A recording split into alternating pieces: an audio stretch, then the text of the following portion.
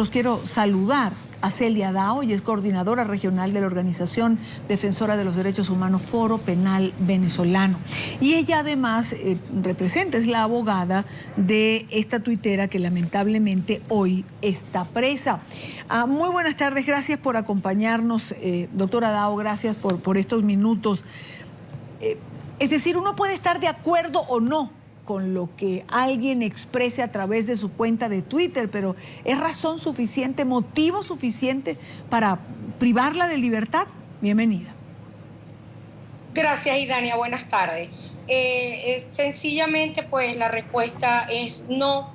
Inés no ha debido ser privada de libertad por haber expresado una opinión y mucho menos por los delitos que se le imputaron. A ella se le imputaron ultraje a funcionario público, ultraje violento e instigación pública para sus abogados defensores, y también el criterio que maneja la organización Foro Penal Venezolano es que en los mensajes de Inés, si bien es cierto que hubo un tono subido, no se puede hablar de ultraje violento ni de ultraje a funcionario público, por cuanto en las fechas que ella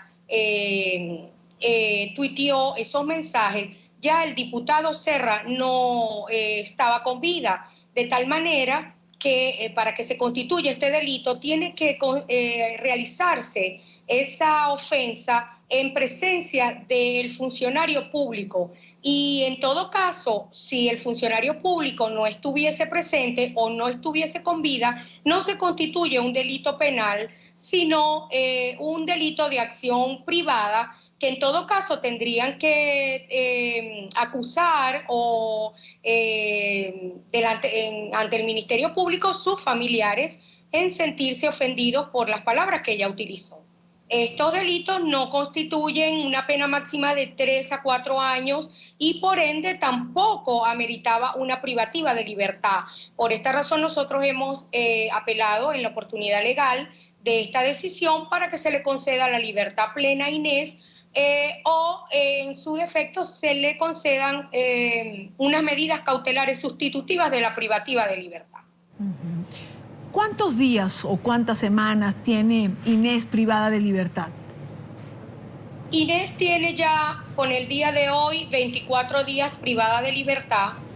Hasta el día de ayer ella recibió la visita de su madre, la señora Inés González, quien se encuentra ahorita en la ciudad de Caracas, y aún no ha podido disfrutar de la luz solar, de tal manera que la incomunicación, o vamos a decir el trato cruel, continúa en su persona, por cuanto eso es inherente a la persona humana, al ser humano, recibir luz solar.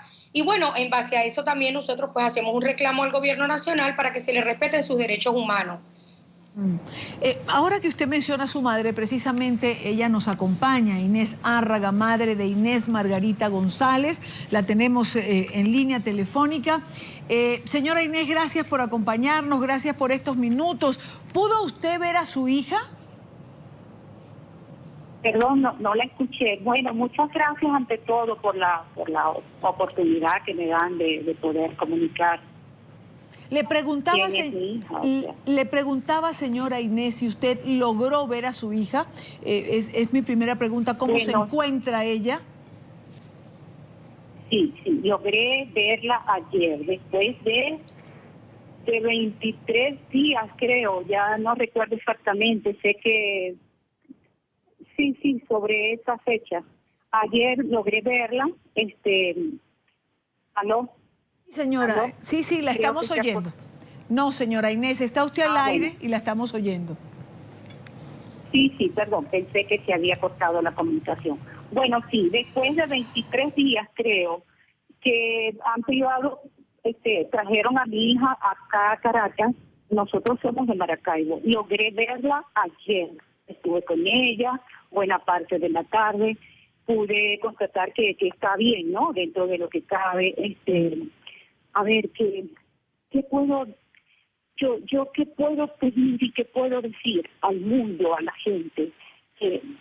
Mi hija, primero es un ser, con Dios, es un ser con sus virtudes, con sus defectos, como lo somos todos.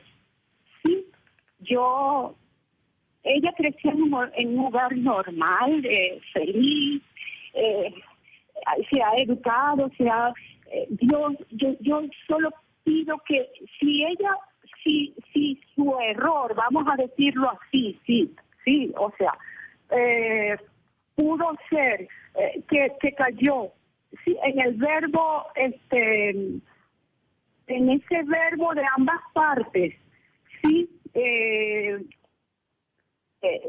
caramba, estoy un poco en ese verbo encendido. Claro, ¿Sí? digamos que pudo abusar de alguna palabra. Dígame. Digamos que pudo abusar de alguna palabra, quizás usar un tono subido, pero ¿era razón suficiente para detenerla, para llevarla desde Maracaibo al estado Zulia? No me parece, porque si fuera así, entonces del otro lado también tuvieran que apresarlo, que han tenido también, del otro lado me refiero, ¿no? Del otro lado del verbo también agresivo que se da, es lamentable, la polaridad que hay entre ambas partes, no me parece que sea debido de privar de libertad a mi hija, privarla de libertad y sacarla de su ciudad, de su sitio. O sea, mi hija es un ser sano, no es un ser que va a perjudicar en ningún momento a su país, ¿sí? Ella solamente cayó en ese verbo encendido de ambas partes, ¿sí? Entonces, es eso. Si ese fue su error, ¿sí? Si ese fue su error, bueno, pues los otros han caído también. Ese fue su error, su único error, haber caído en ese verbo encendido que hay de ambas partes, porque tenía otros tuiteros, por supuesto, del otro lado, del lado del gobierno, que bueno, pues, y había un careo, o sea, entre ellos, y lamentablemente eso ha sido todo. Claro, Todo. claro.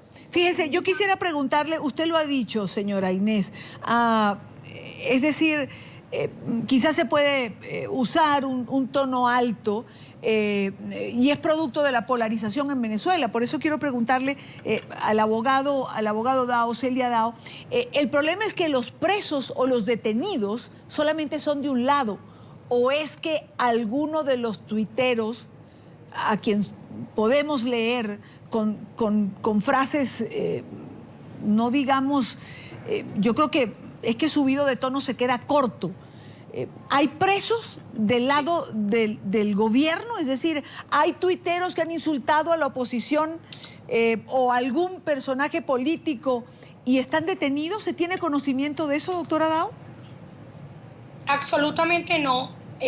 Durante la audiencia de Inés, inclusive nosotros formalizamos y ella formalizó una denuncia contra una cuenta oficialista con quien ella tuvo el intercambio de tweets, que le realizó amenazas, la llamó con palabras obscenas, amenazó a su familia, y hasta la fecha no se ha abierto una averiguación en contra de esa cuenta oficialista, que tenemos entendido es un grupo colectivo del 5 de marzo, si la información que nos han dado es correcta.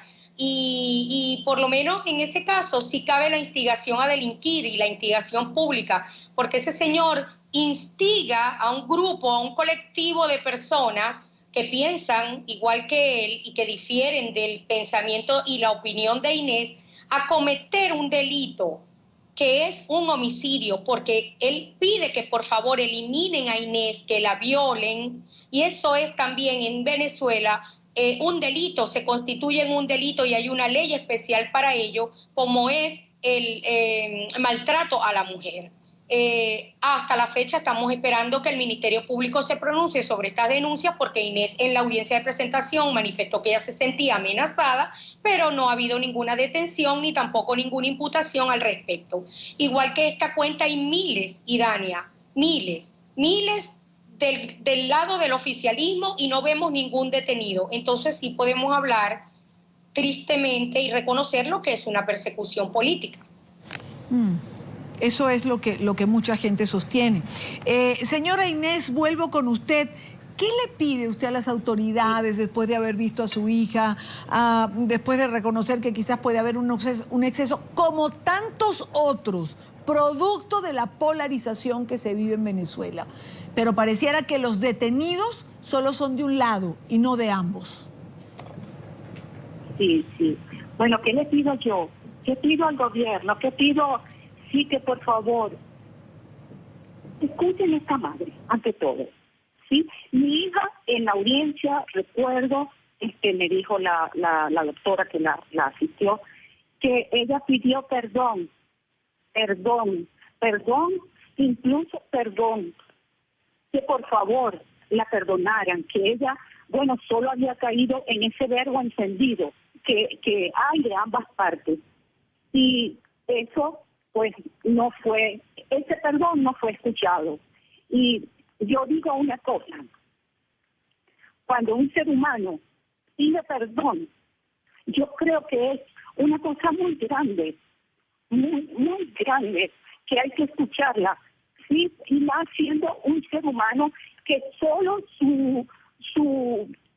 bueno, nuevamente digo, porque yo no sé cómo decirlo, si cayó solamente en ese error, de ese verbo encendido que lamentablemente tenemos en nuestro país, sí, en nuestro país de ambos lados, y es muy lamentable.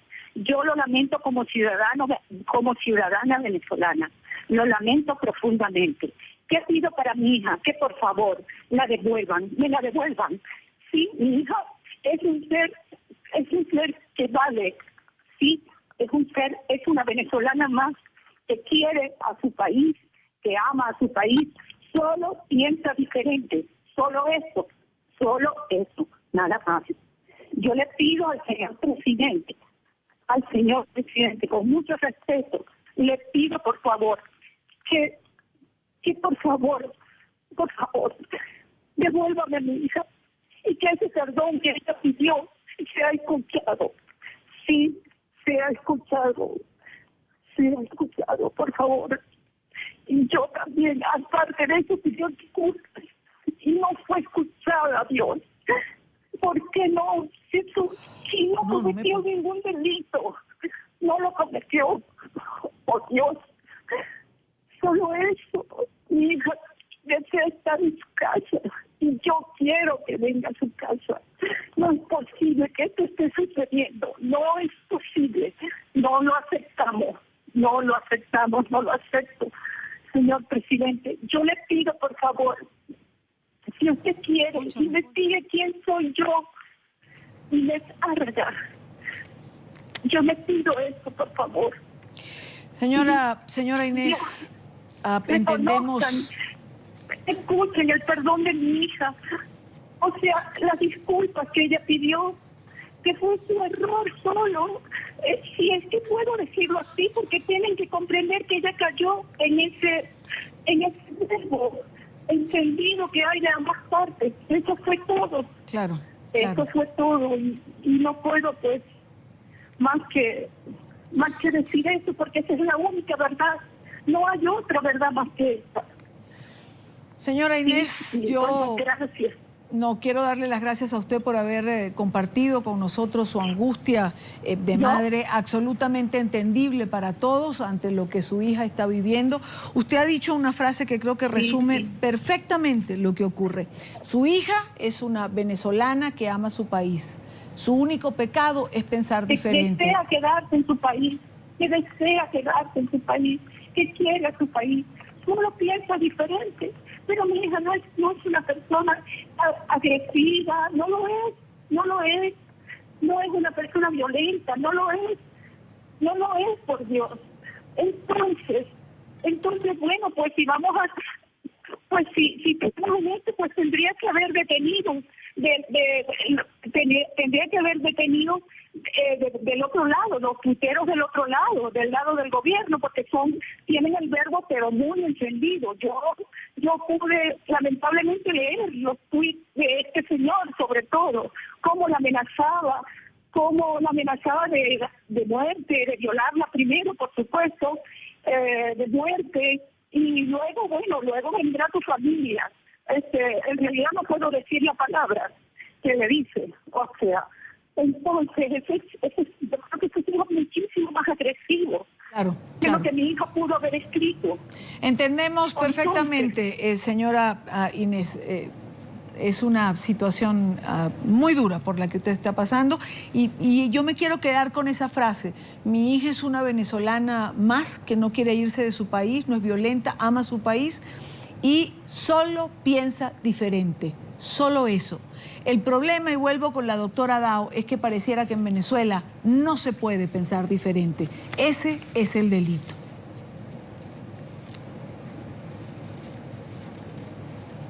Doctora Dao, ¿sí me oye la doctora? aquí estoy, Dania, estoy vía telefónica.